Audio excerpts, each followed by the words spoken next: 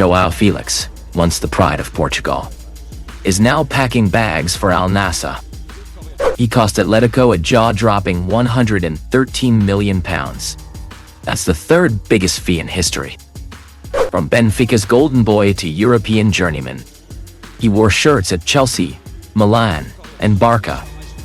But never once, not even once, did he break the 10-goal ceiling. Lisbon media say he surrendered his legacy to chase comfort over competition. Guillem Balag calls him a puzzle for coaches, a talent that refuses tactical discipline. At Benfica, he was pure elegance and instinct, netting 20 goals in a breakout season. That hat trick against Frankfurt in Europa League mocked him as Europe's next icon.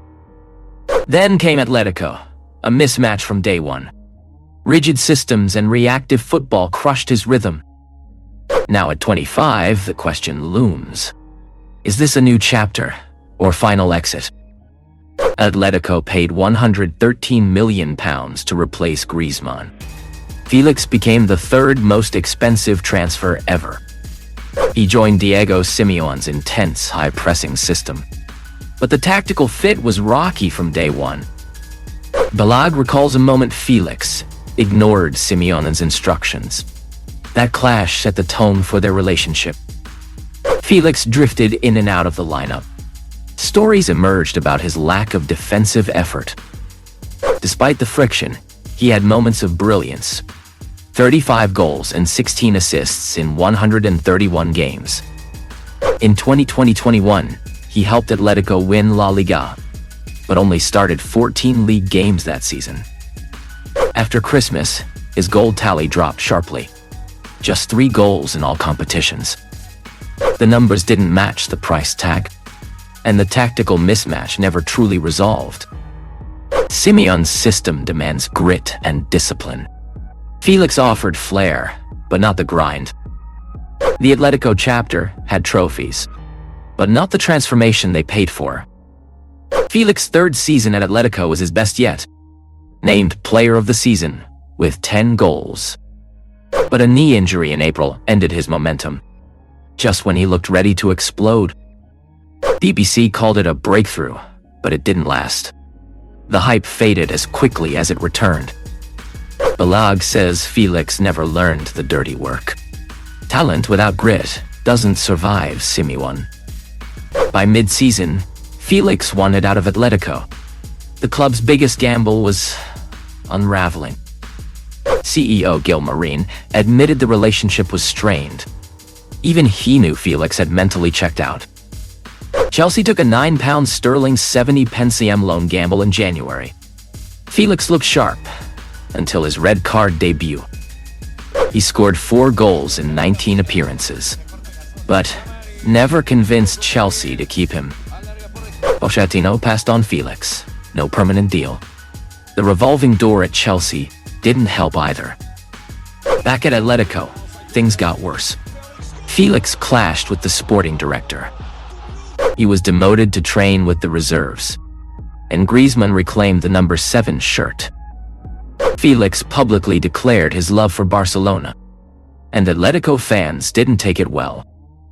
He got his dream move on loan to Barca, and scored 10 goals in the season. 2 of those goals came against Atletico, a poetic twist in his career arc. He became the first to score in both league games versus Atleti, since Messi did it 4 years earlier. Barcelona considered keeping him, but chose Dani Olmo instead. Then came a bizarre twist. Chelsea signed him permanently. Despite a lukewarm loan spell, he agreed to a 7-year deal, but is now leaving 6 years early. The deal was more financial than tactical. Chelsea needed to balance books. Felix scored on his first game back, against Wolves, but that was his only Premier League goal. He netted 7 times last season, mostly in cup games against lesser sides. Statistically, it was his best spell since Benfica. But context matters, and quality of opposition was low. Felix joined AC Milan just months into his Chelsea deal. A 6-month loan worth £5 million. His Serie A stint produced just 3 goals, one every 339 minutes, a worrying ratio. The most memorable moment wasn't a goal. It was Kyle Walker's tunnel comment. Walker told him, "Pass the ball, nobody here is Messi." A viral moment that summed up the frustration. Walker later clarified it was tactical advice, not a personal dig at Felix. Milan didn't make the loan permanent, just like Chelsea and Barcelona before them. Balag says clubs reached the same conclusion. Felix lacks the work rate of a modern forward. He refuses to adapt his game, and that limits his ceiling. Alves recalls his 2019 unveiling at Atletico. 6 TV channels broadcast it live. Now he's just a transfer rumor footnote, a 5-minute segment in Deadline Day shows. Felix was left out of Chelsea's Club World Cup squad, signaling the end of his time in London. Talks of a Benfica return sparked hope, a romantic homecoming to rediscover his spark. Felix declared Benfica his favorite team, saying he'd be happy to return. But Benfica coach Bruno Lage warned of financial limits. Felix would need to accept a pay cut.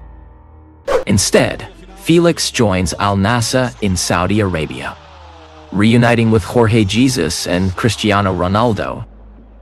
Alves says this wasn't the ending anyone imagined. Not after those dazzling Benfica days. Balag uses a Spanish metaphor, head of a rat. Felix chose comfort over competition.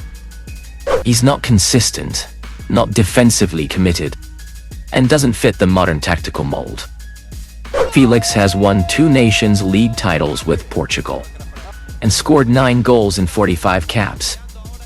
Alves says those 6 months at Benfica were peak Felix, and it's painful to see him fade at 25. Thanks for watching Tactics with Her7. Hit subscribe if you love the game the way I do. Moral of the story? Talent opens doors, but without adaptability, even the biggest ones shut quickly.